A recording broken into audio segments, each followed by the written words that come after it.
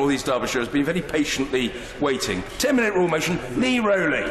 Thank you, Mr. Speaker. I beg to move that leave be given to bring in a bill to require fracking operators to monitor seismic activities caused by fracking and take steps if such activity exceeds certain levels and for connected purposes.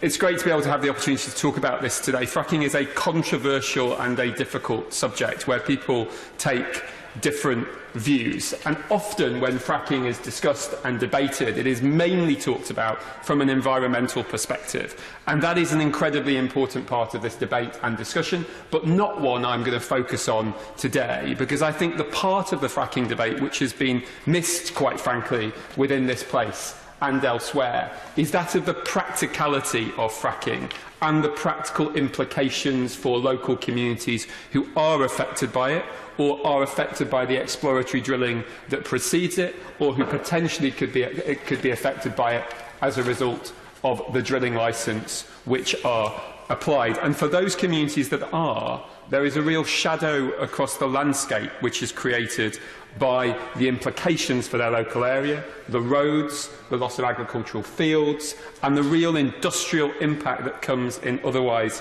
heavily rural areas. And one of the reasons why I wish to bring this bill today is because of the continuing attempt by the industry, perfectly legitimately, but the continuing attempt by the industry to try and tweak and change some of the regulations which govern fracking, and which I think this place here needs to consider much more carefully and closely than it's hitherto done. So the question on fracking is where to start in this debate. And the best way I can see is what we are actually trying to do as a country with fracking. Now, it isn't actually that clear.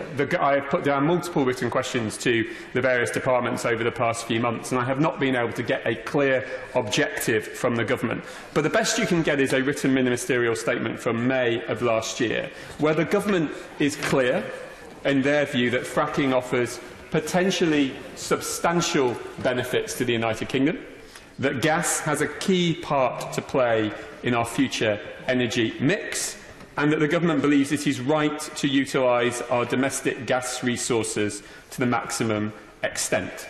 If you accept that principle, then the logical extension of the argument that the government is very, very pro-fracking and wishes to push it is a scale one, and then an impact on the local communities who are affected by that scale.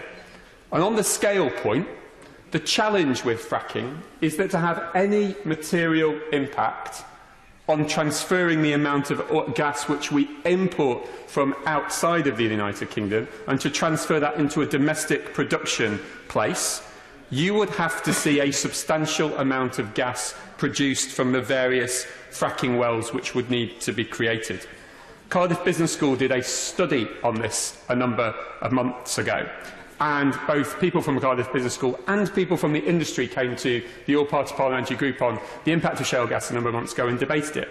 And there was general consensus that if fracking is to be done at scale in our country, it will need thousands of wells in order for it to have any impact at all, in transferring exports to domestic supply.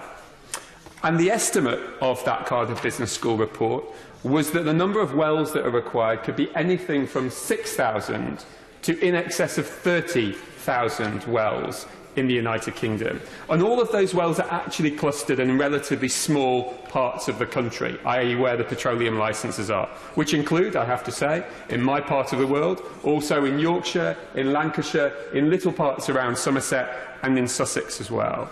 And the logical extension of when you talk about 6,000 to 30-odd thousand wells, on the basis that a well pad contains a number of them, is that you will be talking about thousands of locations in a relatively small space of time in order for fracking to have any impact on the transfer of gas production from externally in the United Kingdom into internally.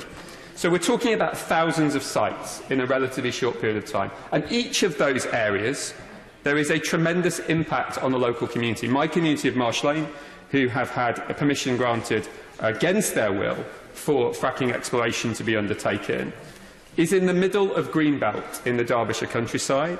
That Greenbelt has been substantially unchanged since the Enclosure Act of 1795, and what we are faced with as a result of this application going through is a proposal to put a light industrial estate in the middle of an agricultural field which has been used only for agricultural purposes, as far as we can tell, for over a couple of hundred years, with over 10,000 vehicle movements just for the exploratory phase, for a substantial proportion of bulk, some of which is for over 10 metres high, for the entire period it's there, and for a period of 6 months whilst they're setting this up, a 60-metre high drill rig, all in the middle of countryside, all in the middle of Greenbelt. And that is the impact in just one location. And if you times that by over 1,000 locations, the challenge becomes that we are substantially industrialising the countryside in the parts of this country where pedal licences, where petroleum licences have been issued.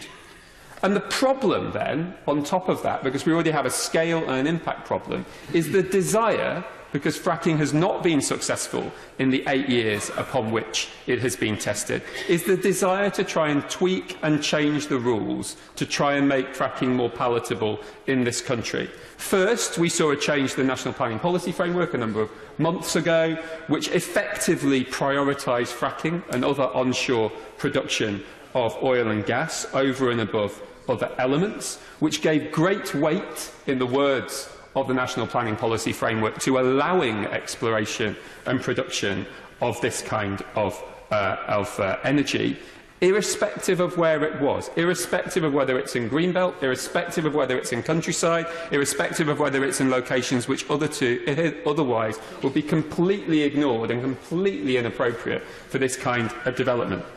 Secondly, we saw last year an attempt to loosen the planning policy rules around fracking, with the proposal that exploration for fracking, that light industrial estate plonked in Greenbelt in places like my own, would be permissible to be agreed through the same planning policy processes as a kitchen extension.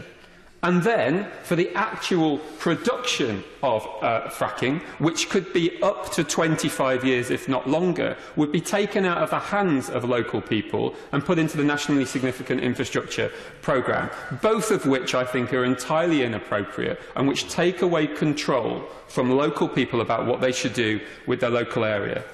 And then, just in the last few months, what we have seen after the failure of the first attempts to frack in this country for over half a decade, and that was in Preston, was that the industry coming back and saying that because they were unable to frack, they want to change the rules on earthquakes.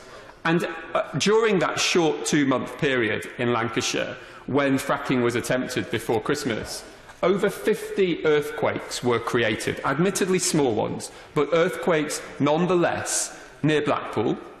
And those earthquakes were undertaken despite the fact that this industrial process of fracking did not get any further than about 10% of the way through it should have been.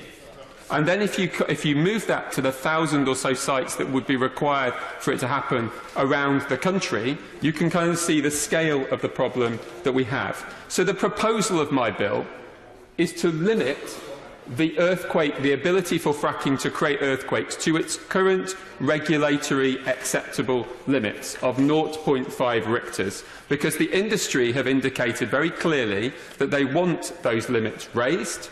I think it's entirely inappropriate that that occurs, and I think we should be limiting any activity on fracking to the existing regulations, which the industry signed up to a number of years ago, and which any change would bring great anxiety, distress and worry to communities like mine.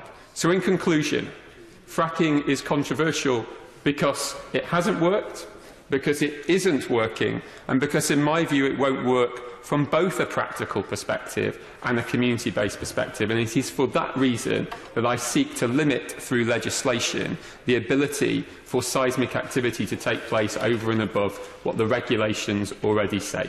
Thank you. Thank you. Order. The question is that the honourable member have leave to bring in the bill. As many as are of that opinion say aye. Aye. Well, I assume the honourable gentleman wants to bring in his own bill. Of the contrary, no. I think the ayes have it. The ayes have it. Who will prepare and bring in the bill? Thank you, sir. Zach Goldsmith, Mr. William Ragg, Damien Moore, Mr. Simon Clark, Eddie Hughes, Ben Bradley, Maria Caulfield, Sir Graham Brady, Andrew Lewis, Sir Kevin Barron, and myself.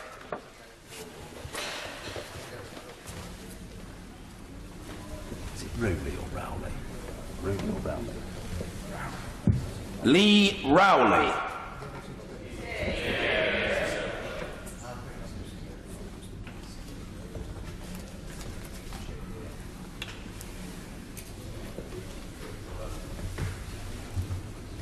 Fracking seismic activity bill.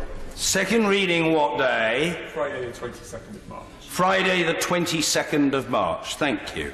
Well, I do apologise, Lee. It's very annoying to get somebody's name wrong. It's pronounced Rowley.